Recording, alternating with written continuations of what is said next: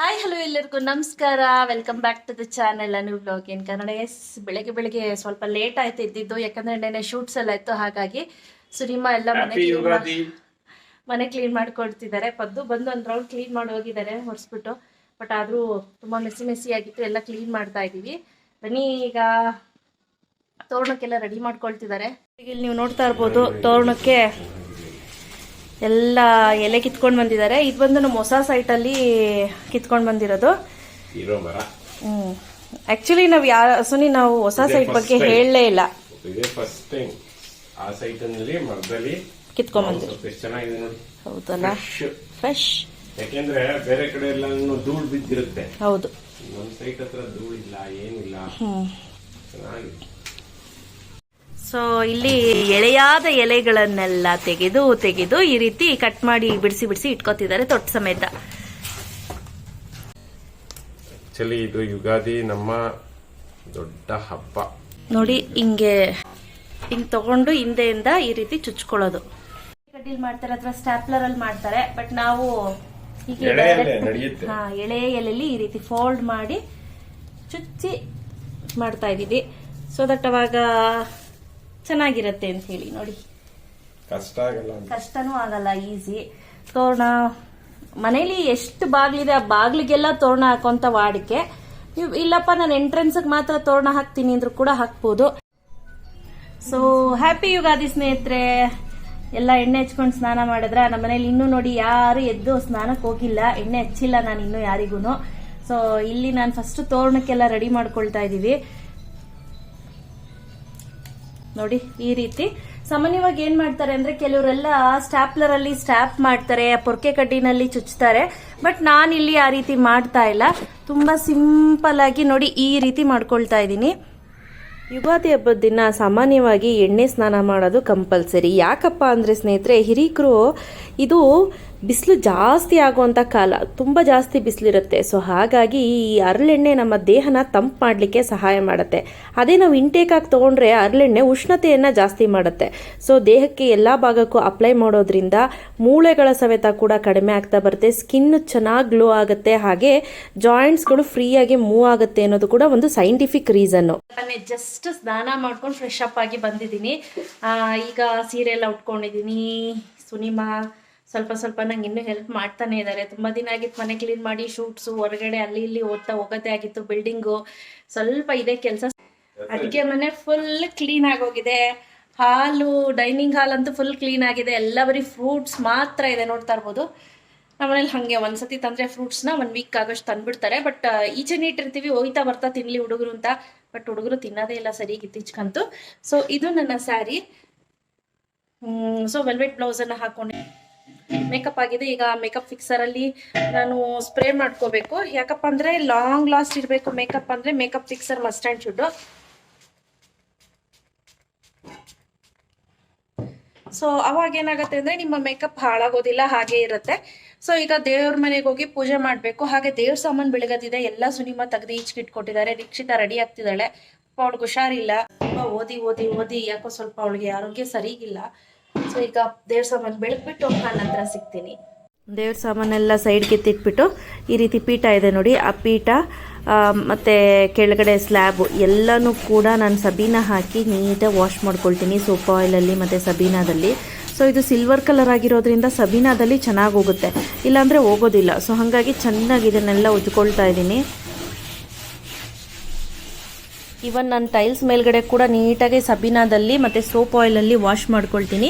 So that ಅವಾಗ ನೀಟಾಗಿ clean ಆಗುತ್ತೆ ಅಂತ ಹೇಳಿ. ನಂತರ ವಿಭೂತಿ ಕಟ್ಟಿಯನ್ನು ಸ್ವಲ್ಪ ನೀರಲ್ಲಿ ಕಲಿಸ್ಬಿಟ್ಟು ಎಲ್ಲದಕ್ಕೂ ಎಲ್ಲ ದೇವ್ರುಗಳಿಗೂ ನೀಟಾಗಿ ಇಟ್ಕೊಳ್ತಾ ಬರ್ತೀನಿ.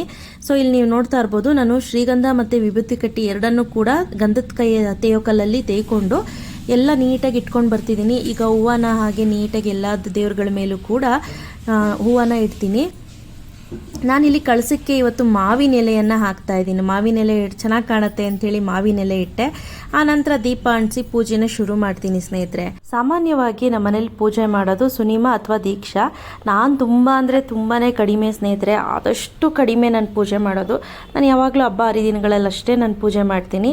ಸೊ ಇಲ್ಲಿ ಪಕ್ಕದಲ್ಲೊಂದು ನೈವೇದ್ಯಕ್ಕೆ ಹಾಲನ್ನು ಇಟ್ಟಿದ್ದೀನಿ. ಸೊ ಇದನ್ನು ದೀಕ್ಷಿತನಿಗೆ ಕೊಡ್ತೀನಿ.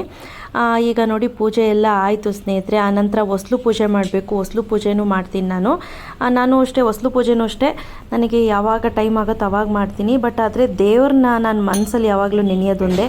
ನೋಡಪ್ಪ, ಎಲ್ಲರಿಗೂ ಒಳ್ಳೇದು ಮಾಡು, ಎಲ್ಲರಿಗೂ ಒಳ್ಳೆ ಬುದ್ಧಿ ಕೊಡು, ಯಾರಿಗೂ ಒಬ್ಬರಿಂದ ಒಬ್ರು ಕೆಟ್ಟದ್ದು ಆಗಬಾರ್ದು. ನನ್ನ ಕೈಲಾದರೆ ಒಳ್ಳೇದು ಮಾಡೋಣ, ಇಲ್ವಾ ಸುಮ್ಮನೆ ಇದ್ಬಿಡೋಣ, ಕೆಟ್ಟದ್ದು ಮಾತ್ರ ಯಾರಿಗೂ ಮಾಡೋದು ಬೇಡ ತಂದೆ. ಆ ಥರ ದುರಾಲೋಚನೆ ನನಗೆ ಯಾವತ್ತೂ ಕೊಡಬೇಡಪ್ಪ ಅಂತ ದೇವರಲ್ಲಿ ನಾನು ಕೇಳ್ಕೊಳ್ಳೋದಷ್ಟೇ. ನಂತರ ನಾನೇನು ಮಾಡಿದೆ, ಸ್ವಲ್ಪ ಬೇವಿನ ಸೊಪ್ಪು ಮತ್ತು ಬೆಲ್ಲನ ಕಟ್ ಮಾಡಿ ಈ ರೀತಿ ಒಂದು ಪ್ಲೇಟ್ಗೆ ಹಾಕಿ ಎತ್ತಿಟ್ಟಿದ್ದೆ ಪೂಜೆಗೆ ಮೊದಲು. ನಾನು ಆ ಕ್ಲಿಪ್ಪಿಂಗನ್ನು ಇಲ್ಲಿ ಆ್ಯಡ್ ಮಾಡ್ತೀನಿ. ಆ ನಂತರ ಇದನ್ನು ಮಕ್ಳಿಗೆ ಕೂಡ ತಿನ್ನಿಸ್ದೆ ಪೂಜೆ ಆದಮೇಲೆ. ಸಮಸ್ತ ವೀಕ್ಷಕರಿಗೂ ಯುಗಾದಿ ಹಬ್ಬದ ಶುಭಾಶಯಗಳು.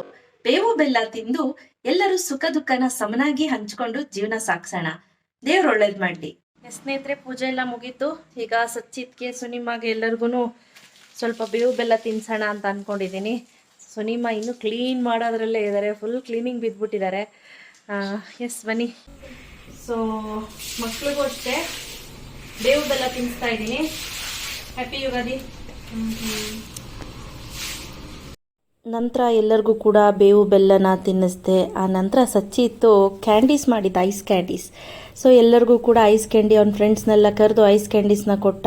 ಸೊ ಎಲ್ಲರೂ ಖುಷಿಯಾಗಿ ಇಷ್ಟಪಟ್ಟು ತಿಂತಾಯಿದ್ರು. ತುಂಬ ಚೆನ್ನಾಗಿದೆ, ಟೇಸ್ಟಿಯಾಗಿದೆ ಅಂತ ಹೇಳ್ತಾಯಿದ್ರು. ನಾನು ಅದಕ್ಕೆ ನಾನು ಮಾಡಿದ್ದು ಚೆನ್ನಾಗಿಲ್ವೇನ್ರೋ ಅಂತ ನಾನು ರೇಗಿಸ್ತಿದ್ದೆ. ಚೆನ್ನಾಗಿತ್ತು ಐಸ್ ಕ್ರೀಮು ಸ್ವಚ್ಛ ಮಾಡಿರೋದು.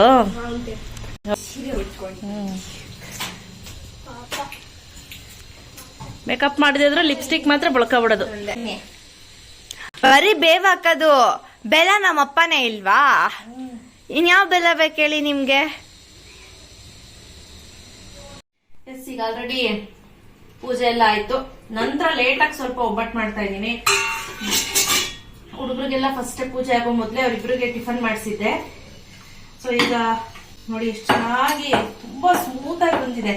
ಮಾಡೋ ಮೊದಲು ಒಂದ್ಸತಿ ಈ ರೀತಿ ಕಲ್ಸ್ಕೊಳ್ಳಿ ಚೆನ್ನಾಗಿ.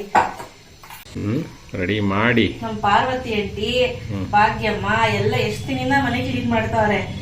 ನಮ್ಮ ಯಜಮಾನ್ರು ಒಂದೇ ದಿವಸಕ್ಕೆ ಮಾಡ್ಕೊಟ್ಬಿಟ್ರು. ಸೊ ಫಸ್ಟ್ ಹಿಂಗೆ ಕನಕವನ್ನ ರೆಡಿ ಮಾಡ್ಕೋಬೇಕಾ?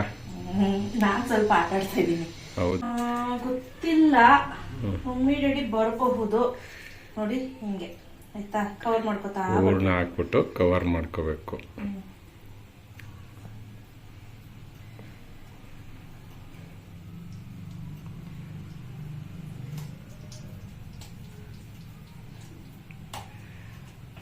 ಕತ್ತು ಈ ರೀತಿ ತಟ್ಕೊಂಡಿದೀನಿ ಆಯ್ತಾ. ಉಪ್ಪು ಎಣ್ಣೆ ತಟ್ಕೊಂಡಿದೀನಿ. ಈಗ ಎಳ್ಕೊಳ್ಳೋದು ನೋಡಿ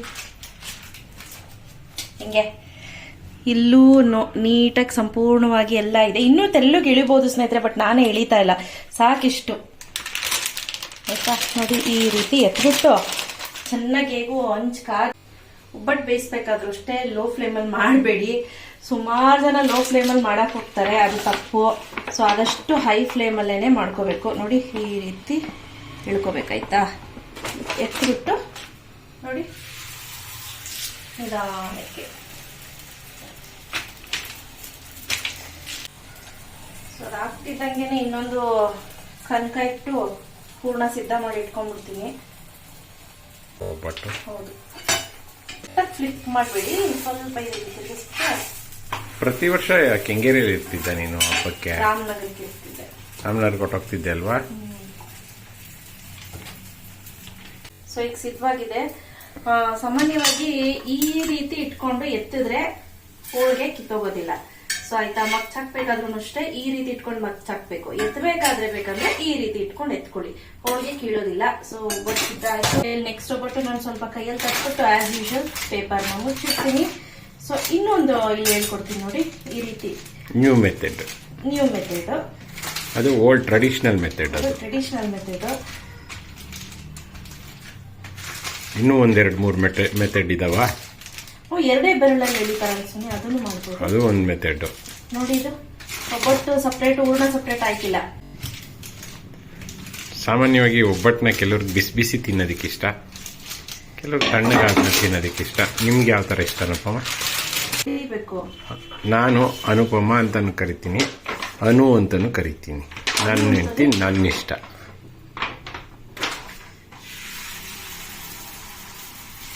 ನೋಡೋಣ ಬನ್ನಿ, ರೆಡಿಯಾಗಿದೆ ಒಬ್ಬಟ್ಟು. ಒಬ್ಬಟ್ಟು ರೆಡಿ ಇದೆ, ಟೇಸ್ಟ್ ನೋಡೋಣ. ನನಗೆ ಬಿಸಿ ಬಿಸಿ ಒಬ್ಬಟ್ಟು ತಿನ್ನೋದು ಅಂದರೆ ಭಾಳ ಇಷ್ಟ. ನಿಮ್ಮ ಮನೇಲಿ ಒಬ್ಬಟ್ಟು ತಿಂದ್ರಾ? ಹ್ಯಾಪಿ ಯುಗಾದಿ ಎಲ್ಲರಿಗೂ.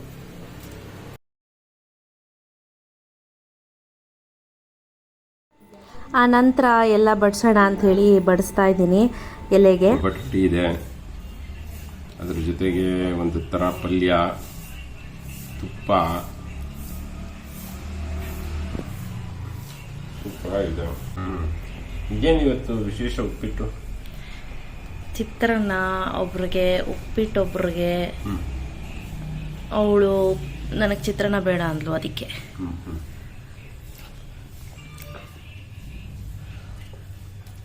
ಚೆನ್ನಾಗಿದೆ. ಚೆನ್ನಾಗಿದೆಯಾ? Okay, done. ಒಮ್ಮೆ ಎಲ್ರಿಗೂ ಕೂಡ ಯುಗಾದಿ ಹಬ್ಬದ ಶುಭಾಶಯಗಳು. ನಾಳೆ ನಾನ್ ವೆಜ್ ಕಾರ್ಯಕ್ರಮ ಇದೆ, ಅದನ್ನು ನಾಳೆ ನೋಡೋಣ. ಸೊ ಅಲ್ಲಿವರೆಗೂ ಬಾಯ್.